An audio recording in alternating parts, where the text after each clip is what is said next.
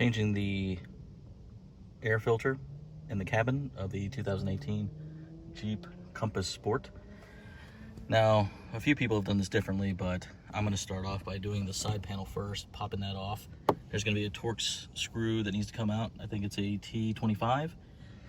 After that comes off, then there's going to be a couple more of those Torx screws that we're going to need to remove from the top here, and then also down at the bottom.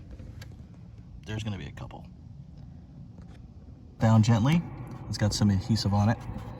And then there's going to be one, and then here's the second one. You gently pry to pop off. Just started with a small flat head and just gingerly just kind of worked it until I could just pop them off easily. And then you're going to have one more Torx head here on the side underneath the panel. You just gently pry until it just pops off. Make sure you disconnect this.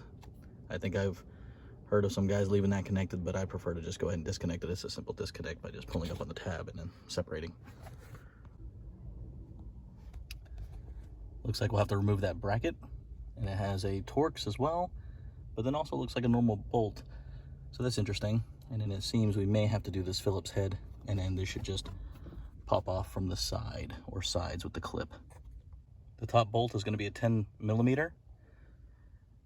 Not sure if that's factory, or maybe when I had gotten an oil change, when they were checking for the filter quality, they lost one of the Torx bits and then just used the bolt as its replacement. You remove the Phillips head screw.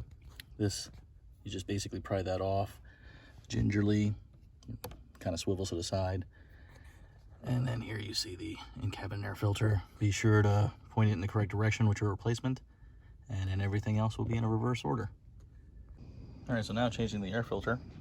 Looks like there's just going to be these 3 screws that you could take off with a socket, or looks like even a flat head, or probably even a Phillips head will get in there.